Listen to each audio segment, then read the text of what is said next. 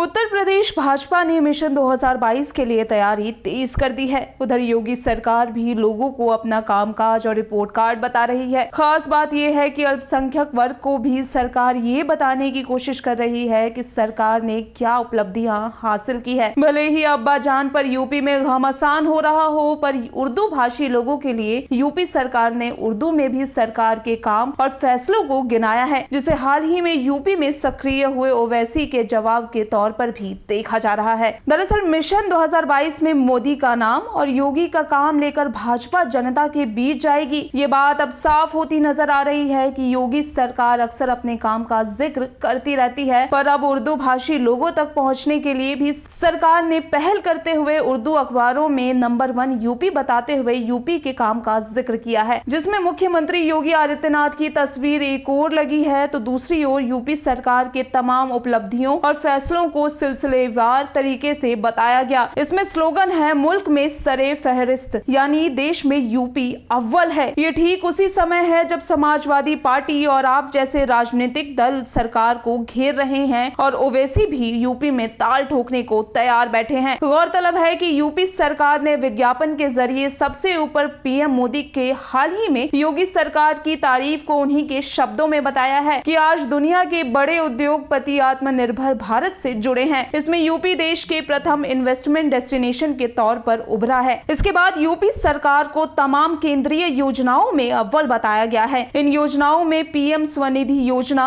सौभाग्य योजना, प्रधानमंत्री आवास योजना, उज्ज्वला योजना में प्रदेश की योगी सरकार की रिकॉर्ड उपलब्धियों का जिक्र है। साथ ही कोरोना काल में जिस तरह से काम हुआ उसका भी उल्लेख किया गया है। भले ही प्रवासी मजदूरों ने लॉकडाउन के दौरान जो कुछ भी सहा हो, लेकिन सरकार को तो अपनी पीठ थपथपानी ही होगी ना। अरे भाई, चुनाव आ रहा है, ऐसे में सरकार अपनी खामियां तो गिनवाएगी नहीं। खैर, इसमें किसानों के लिए किए गए फैसलों का भी जिक्र करते हुए ये बताया गया कि यूपी किसी भी अन्य राज्य के मुकाबले आगे है। मुल्क में सरे फहरिस्त यानी देश में सबसे अव्वल यूपी को बताकर सरकार अल्पसंख्यकों तक भी पहुंचना चाहती है। वहीं हाल ही में प्रदेश में अपनी गतिविधियां बढ़ाने वाले असदुद्दीन ओवैसी जैसे नेताओं को भी जवाब देना चाहती है। भाजपा की चुनावी रणनीति की दृष्टि से ये भी अहम है। ऐसे में भाजपा के एक नेता कहते हैं कि ये सभी लोगों को बताना है कि सरकार ने क्या क्या किया है, क्योंकि कुछ लोग यूपी में आकर भ्रम फैलाने और दुष्प्रचार की कोशिश कर रहे हैं।